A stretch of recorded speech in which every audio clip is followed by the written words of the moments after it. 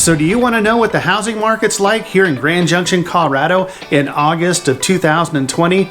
We thought you might. We're going to get after it right after this, so stay tuned.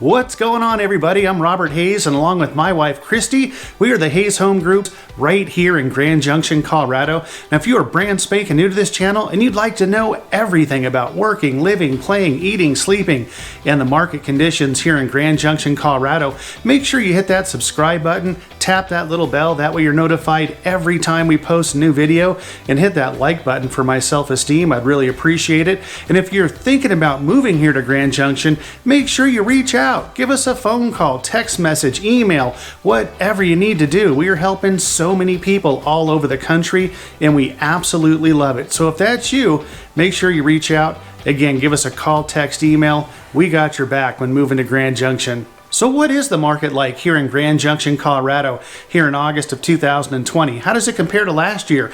And has the COVID shutdowns affected us whatsoever? Well, we'll take a little glimpse into that as well. Now, we did have a new listing, a very desirable home in a desirable area here in Old Western Colorado come on the market yesterday. We had our cameras out. Take a look and we'll give you an idea of what it looks like out there.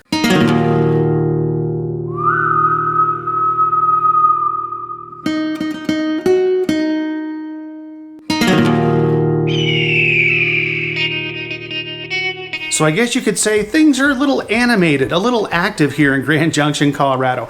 But the good news is, at the conclusion of all the stats we're going to lay out here for you, we'll give you some tips to make sure that you are in the front of the line as a buyer, make some good decisions, some good choices, and you can get the home of your dreams at a great price. All right, let's jump into some stats. Okay, here's a graph showing the Mesa County residential sales volume in millions for the last several years, and take a look at 2019, $1.12 billion in residential sales volume, and that's all transactions that were sold with a realtor. So what's not reflected here are homes that were sold without a realtor, but those are kind of few and far between here in Grand Junction anyway. So if you take a look at the trend for 2020, these are all through, everything is going to be here through July of 2020. So 2020, look at the chart here. We're already at $628 million in residential sales volume through July of 2020. Now, we're probably going to add another, you look at for August of 2019, there was about 114 million. I think it's safe to say we're actually going to exceed that in August of 2020. And I think we're going to be outpacing that $1.12 billion of 2019. Or be very close to it. So as far as the shutdown, look at the little graph over to the right, the arrow there for about May of 2020, which was kind of the, when COVID hit and everyone was freaking out. There was obviously a little bit of a dip there, but then look at June. We actually exceeded the residential sales volume in June of 2020 over what we did in 2019. So here in Grand Junction, we did not shut down. Obviously, at the onset of all this craziness, people were, kind of wondering what's this all about, but we did not shut down. We didn't slow down just for that little period in May, and things just took off. So there really was no COVID shutdown here in Grand Junction, Colorado. The cases were low. The cases remain low. Schools opened last week, so we are doing just fine here in Colorado. So as far as sales volume is concerned, with everyone, it seems like exiting some of those larger cities with some of those lockdown restrictions that are really putting a damper on a lot of businesses. So people are kind of looking to, let's get out of the big city. Let's get out of Oregon, California, Washington, and let's head over to Grand Junction, Colorado. Things are opening up, or have been opened up, I should say, and the home prices are about 65% less than what I can buy here in California, Oregon, Florida, wherever you might be living. living. So I think that's why you're seeing even an uptick here in 2020 as opposed to 2019. Let's take a look at the next chart. Okay, the next chart's going to represent the Mesa County, which is where Grand Junction is located, the number of residential sales. And you'll see again 2018, 19, and 20. Take a look at 2019. You had a total of 3,908 residential sales. Now take a look at where we're pacing in July through July of 2020. We're already at 2,087. And you look at 2019 numbers for August at 400. I bet you dollars to donuts we're going to exceed that 400 number here in August of 2020. Again, just to the right of that, you'll see the May number was a little bit of a dip there over 2019. But then look at 2020 for June. We're already exceeding the residential sales from 2019 to 2020. So I think that 3,908 number, we should definitely, even with COVID, will probably still exceed that number in 2020 of 3,908. Okay, let's take a look at the next chart, which is going to represent the median sales price for July through July of 2020 at $287,500, which is a little bit up from where we were at the end of last year. It was about $250,000, $260,000 at the end of 2019, somewhere in that neighborhood. So if you, again, compare that to the median sales price in California, what is it, $680,000 now? $680,000 median sales price in California, and we hit $287,500 for July of 2020. Now, as far as the activity and what you're looking at is we can expect to pay from list price versus what you're actually going to pay. 98.71% of all homes sold are 98.71% of their asking price. So there's really not a lot of bargaining here in Grand Junction. If you see a home on the market, especially in that wheelhouse of $250,000 to, I would say, $300,000, $250,000 to $350,000 even, that $100,000 range there, which is probably the biggest selling price point here in Grand Junction. If it's listed for $250,000, you're going to want to offer $250,000, or you're going to lose out. You're going to lose the house to somebody else who may even go, $5,000 over asking price. And we'll get a little bit more into that at the conclusion of this with some tips and tell you why that actually might be a good idea. So look at the trends though. 2019 July. 2019 July, 287,500. That trend is plus 11.2% year over year as far as price point appreciation from a year ago, July of 2019 to July 2020. And that expectation is, obviously looking to continue throughout the rest of the year. So, the market's certainly active. If you get in, I always say the time to buy a home is when you need to buy a home. But as far as buying a home at record low mortgage interest rates, even though the home might be a little more in value or ask price now versus a year ago, interest rates were probably not as low as they were a year ago. So even though the price point might be a little bit more now, your payment could actually be less than what it would have been a year ago just because rates are so low. So keep that in mind as well. Okay, the next chart is going to show you the number of active listings from a year ago to now, July 2020. Look at the difference between what the inventory or active listings were a year ago versus where they are now. There were 435 active listings July of 2020. Look at August of 2019, the next column over. So you've got 435 last month, and then you've got 833 homes that were active listings for the month of August. Pretty significant difference there. So when it comes to inventory, let me go to the next chart and show you July 2020 inventory by price range. And this goes to what they call the MSI, which is basically the number of months of inventory.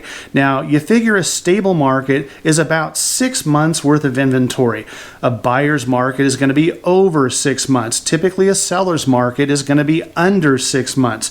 So if you're looking at the most, I would say, desirable price point that 300,000 to 400,000, you're looking at a months of inventory of 3.4 months, which essentially means if no other home goes on the market as of today, it would only take about 3.5 months for all of those price points, that inventory, to run out completely. So that's why you're seeing when people are looking at a home, it just comes on the market today for $285,000. That sucker could be gone in 3 hours. And we've seen it happen, and it happens a lot. So that gets us into some of the tips. Let's talk about that. Okay, tip number 1, and we've talked about this before, be ready to make decisions. You got to be quick on the draw, so to speak, here in Western Colorado when it comes to getting in on a home when it just hits the market. If it's a desirable area and it's a desirable property, you want to know that you're ready to pull the trigger and put in an offer, because again, we've seen these properties go off the market in a few hours or even overnight. The following day, we go to schedule a showing and it's gone. We can't schedule a showing. It's already under contract. So know the areas, get with us, get on that custom home search so we can really kind of get that circle, that target as small as possible so that you guys know exactly the area, if it's a rancher, a 2-story, what kind of square footage, bedrooms, bathrooms, all those absolute must-haves for the property, so that if you find one and we go out on a showing and you love it, we want to jump on it. Okay, tip number 2, be prepared to go a little over ask price. That's very common right now, especially in a hot seller's market. So again, if the property's at $250 and we'll call the other agent and ask, do you have any other offers on the property? Odds are the answer is probably going to be yes. So you can probably factor in that they're going to at least go at full ask as well. So what you can do to cut the legs out from underneath any other offers is go a little bit over ask price. By doing that and even having what they call an escalation clause, and we can walk you through that, where any offer up to a certain amount, we will go $1,000, let's say, over that next best bona fide offer. We'll need it in writing to make sure they're not just pulling our leg. That way you can cut the legs out from underneath anybody else. And if it's not too much over ask price, generally the appraiser that's going to go out and appraise the property is probably still going to give us that value because you've agreed to the price, the seller's agreed to the price, and the comparable sales in the neighborhood are certainly within that margin of error that will still appraise and should be in good shape. All right, tip number 3, to ensure when you put your offer in, it's going to be accepted.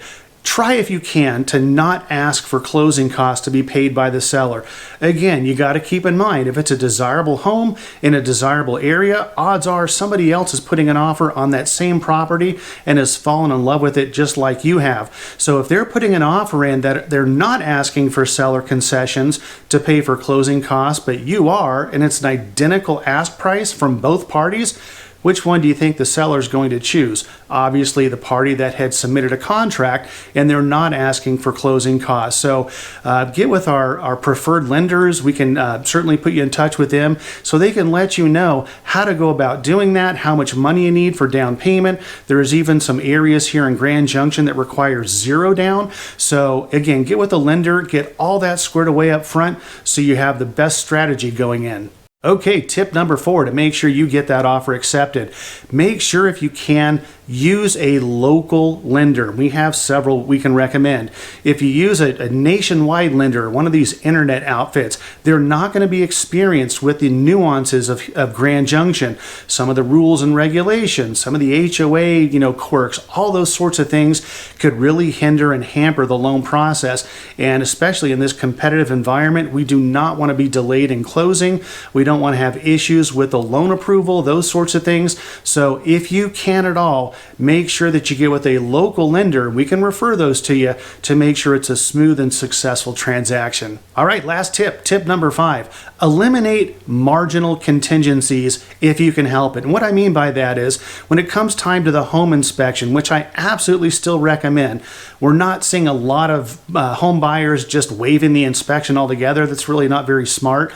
But when the inspection's concluded and there's some marginal items that you're going to see on any property, don't go asking the seller to replace the toilet paper holder roll, or toilet paper roll holder, I should say. That's pretty minor. You could probably do that on your own for, $8. But major things you certainly can ask for. Well, there's a leak in the roof. We certainly want to ask for that.